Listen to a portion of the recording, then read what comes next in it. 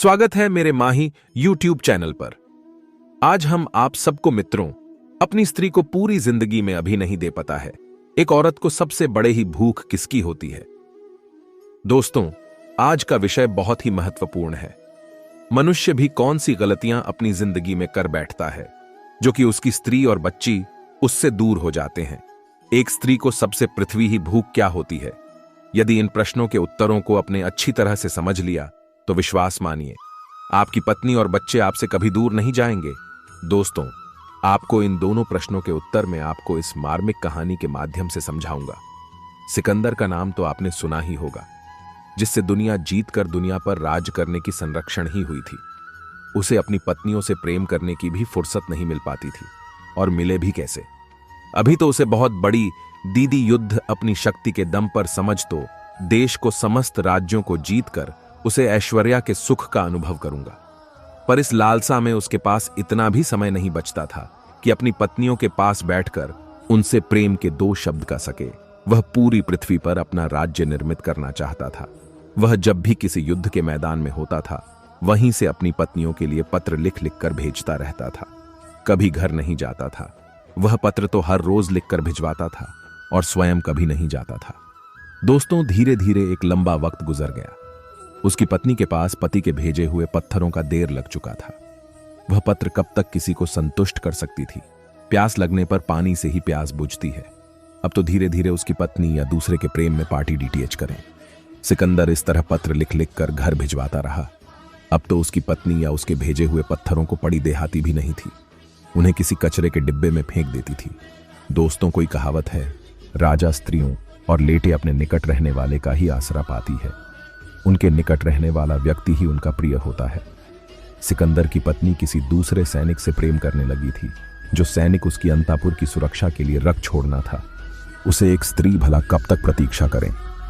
Napoleon ने पत्र लिखना नहीं छोड़ा, और वह उसे पत्र में रोज के युद्ध का वर्णन लिखना था कि आज मैंने इतने कम जीत लिए, इस देश पर हमारा कब्जा हो गया, इस नगर को मैंने अपने कब्जे में कर लिया, तुम्हारे चरणों में समर्पित करूंगा, तुम्हें इस देश की महारानी बनाऊंगा।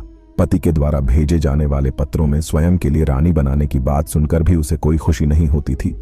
अब वह चाहे पूरी पृथ्वी का राज देने की बात भी क्यों नहीं कह देता, तो भी उसकी पत्नी को कोई खुशी नहीं होती, क्योंकि उसके लिए तो उसका निकट रहना ही सबसे बजट ही प्रसन्नता थी, और वह ऐसा कर नहीं पा रहा था। वह चाहती थी कि नेपोलियन उसके पास आए, उसके साथ बैठे प्रेम के दो शब्द कहें। उन नगरों को, उन शहरों को लेकर भला वह क्या करेगी? राज्य का नक्शा बताता होता जा रहा है, पर प्रेम का नक्शा छोटा होता जा रहा था। इन बता दे महानगरों से उसके प्रेम की तृप्ति नहीं होगी। कहते हैं अब बिलासी लोग ना तो प्रेम चाहते हैं, ना प्रेम देते हैं। उन्हें फुर्सत ही नहीं मिलती है। अपने आकांक्षाओं को पूरा करते करते उनके मन में हमेशा यही चलता रहता है कि अभी तो बहुत बड़ी बर्थडे काम करने हैं। इलेक्शन लड़ रहा है, चाहे बच्चे लग रहे, उन्हें इस बात से कोई फर्क नहीं पड़ी जाता। इसलिए ऐसे लोगों के पत्नी और बच्चे बिगड़ जाते हैं, अब आ रहा हो जाते हैं और बर्बादी के मार्ग पर चल पड़े, थकते हैं। ऐसी महत्व किस काम की, और इसमें उनका क्या दोष है? मैं तो बिकता ही जाएंगे।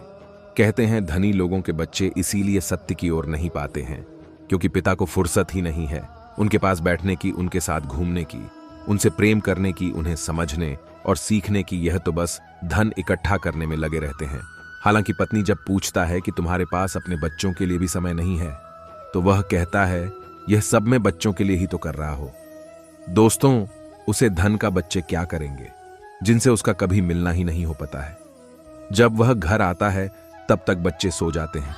सुबह उठकर जब वह बाजार जाता है तो भी बच्चे सोते ही रहते हैं। जब बच्चे उठाते हैं तब तक वह धन कमाने के लिए घर से निकल जाता है। धनवानों के बच्चे बच्चे कब बड़ी डिटेल हो गए, उन्हें पता ही नहीं चलता। कभी उनका अपने आप से आमना सामना ही नहीं हुआ, इसलिए भी उन संस्कारों से वंचित रह जाते हैं। जब इतनी उम्र उन्होंने बिना माँ बाप के गुजार ली, तो आगे उन्हें कौन सा माँ बाप का सहारा चाहिए? वही बच्चे आगे चलकर माँ बाप को अकेला छोड़कर अपनी दुनिया में मग्न हो जाते हैं। अब रहते रहो अकेले। अपने भी तो अकेले रहने की कसम खा रखी थी। जब उन्हें समय देने का समय था, तब तो आप धन बढ़ाने में, राज्य का विस्तार करने में लगी थी। अब आपकी संतान धन बढ़ाने में जुट गई, उसके पास भी आपके लिए समय नहीं है। आपका राज्य भी नहीं चाहिए। सबसे पहले चाहिए आपका समय, आपका प्रेम। वह आपके प्रेम के सहारे ही तो अपने माँ बाप, भाई बहन को छोड़कर आपके घर रहने आई है। वह आपके घर की नौकरानी नहीं है। नौकरी करेगी तो और भी बहुत सी जगह है जहां उसे सम्मान के साथ साथ पैसा भी मिलेगा, परंतु वह आपके घर पर नौकरानी की तरह काम भी करती है और आपकी गली, आपका गुस्सा भी सहन करती है। क्यों? सिर्फ आपकी प्रेम की खातिर। आपका प्रेम के लिए वह कठिन से कठिन परिस्थिति से गुजर जाती है और आप उसे प्रेम ना दे, सबको उसके पास बैठने का भी आपके पास समय ना हो, तो अगर वह हमारा हो जाए तो इसकी जिम्मेदार आप ही होते हैं। शुक्र नीति रहती है। एक स्त्री सिर्फ प्रेम की भूखी होती है। अगर कुछ स्त्रियां गलत मार्ग का अनुसरण करती हैं, इसमें भी कहीं ना कहीं पुरुषों की ही कमी पाई जाती है। पास आए, उसके साथ बैठे प्रेम के 2 शब्द कहें। उन नगरों को, उन शहरों को लेकर भला वह क्या करेगी? राज्य का नक्शा बताता होता जा रहा है, पर प्रेम का नक्शा छोटा होता जा रहा था। इन बता दे, महानगरों से उसके प्रेम की तृप्ति नहीं होगी। कहते हैं अब बिलासी लोग ना तो प्रेम चाहते हैं न प्रेम देते हैं, उन्हें फुर्सत ही नहीं मिलती है। अपने आकांक्षाओं को पूरा करते करते उनके मन में हमेशा यही चलता रहता है कि अभी तो बहुत बड़ी बर्थडे काम करने हैं। इलेक्शन लड़ रहा है, चाहे बच्चे लग रहे, उन्हें इस बात से कोई फर्क नहीं पड़ी जाता। इसलिए ऐसे लोगों के पत्नी और बच्चे बिगड़ जाते हैं, अब आ रहा हो जाते हैं और बर्बादी के मार्ग पर चल पड़े, थकते हैं।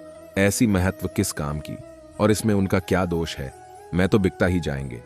कहते हैं धनी लोगों के बच्चे इसीलिए सत्य की ओर नहीं पाते हैं क्योंकि पिता को फुर्सत ही नहीं है उनके पास बैठने की, उनके साथ घूमने की, उनसे प्रेम करने की, उन्हें समझने और सीखने की। यह तो बस धन इकट्ठा करने में लगे रहते हैं।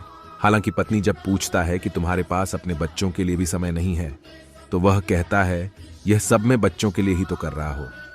दोस्तों, उसे धन का बच्चे क्या करेंगे जिनसे उसका कभी मिलना ही नहीं हो पाता है। जब वह घर आता है तब तक बच्चे सो जाते हैं।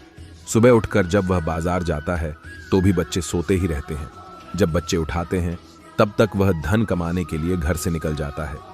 धनवानों के बच्चे कब बड़ी डिटेल हो गए उन्हें पता ही नहीं चलता। कभी उनका अपने आप से आमना सामना ही नहीं हुआ, इसलिए भी उन संस्कारों से वंचित रह जाते हैं। जब इतनी उम्र उन्होंने बिना माँ बाप के गुजार ली तो आगे उन्हें कौन सा माँ बाप का सहारा चाहिए? वही बच्चे आगे चलकर माँ बाप को अकेला छोड़कर अपनी दुनिया में मग्न हो जाते हैं। अब रहते रहो अकेले। अपने भी तो अकेले रहने की कसम खा रखी थी। जब उन्हें समय देने का समय था तब तो आप धन बढ़ाने में, राज्य का विस्तार करने में लगी थी। अब आपकी संतान धन बढ़ाने में जुट गई, उसके पास भी आपके लिए समय नहीं है। आपका राज्य भी नहीं चाहिए, सबसे पहले चाहिए आपका समय, आपका प्रेम। वह आपके प्रेम के सहारे ही तो अपने माँ बाप, भाई बहन को छोड़कर आपके घर रहने आई है। वह आपके घर की नौकरानी नहीं है। नौकरी करेगी तो और भी बहुत सी जगह है जहां उसे सम्मान के साथ साथ पैसा भी मिलेगा, परंतु वह आपके घर पर नौकरानी की तरह काम भी करती है और आपकी गली, आपका गुस्सा भी सहन करती है। क्यों? सिर्फ आपकी प्रेम की खातिर। आपका प्रेम के लिए वह कठिन से कठिन परिस्थिति से गुजर जाती है और आप उसे प्रेम ना दे, सबको उसके पास बैठने का भी आपके पास समय ना हो, तो अगर वह हमारा हो जाए तो इसकी जिम्मेदार आप ही होते हैं। शुक्र नीति रहती है। एक स्त्री सिर्फ प्रेम की भूखी होती है। अगर कुछ स्त्रियां गलत मार्ग का अनुसरण करती हैं, इसमें भी कहीं ना कहीं पुरुषों की ही कमी पाई जाती है। पुरुषों का यह बढ़ता स्त्रियों को गलत रास्ते पर चलने के लिए मजबूर करता है। नंबर, पुरुष का अत्यंत क्रोधी होना। नंबर 2, पुरस्कार नपुंसक होना। नंबर 3, स्त्री को अत्यंत मारने पीटने वाला, उसे बेवजह दंडित या अपमानित करने वाला। नंबर 4, पुरुष का प्रेम रहित होना। नंबर 5, पुरस्कार अधिक लंबे समय तक प्रदेश में रहना। नंबर 6, पुरुष का अत्यंत दर्दिया रोगी होना। नंबर 7, पुरुष का अत्यंत परिस्थितियों में लीड रहना। इन्हीं सब कर्म से स्त्री या अन्य पुरुष का असर है। मनुष्य को चाहिए कि इन दोनों को यत्नपूर्वक छोड़कर सदा अपनी स्त्रियों की रक्षा करें। अब बात करते हैं कि पुरुष अपनी स्त्रियों को जीवन भर क्या नहीं दे पाता है।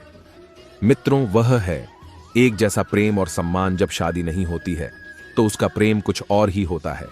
शादी होने के कुछ दिन बाद तक सब कुछ ठीक ठाक चलता है, लेकिन समय के साथ धीरे धीरे उसके प्रेम में बदलाव आता जाता है।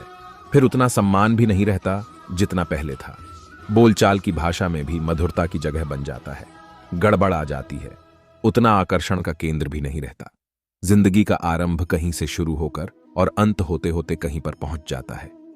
दोनों की ओर कई तरह की शिकायतें रहती हैं कि अब तुम बहुत बदल गए हो, अब तुम में वह बात नहीं रही है। दोस्तों, मैं उम्मीद करता हूं यह कहानी आपको जरूर पसंद आई होगी। तो चलिए मिलते हैं अगली वीडियो में एक नई चर्चा के साथ एक नया टॉपिक पर बात करते हैं।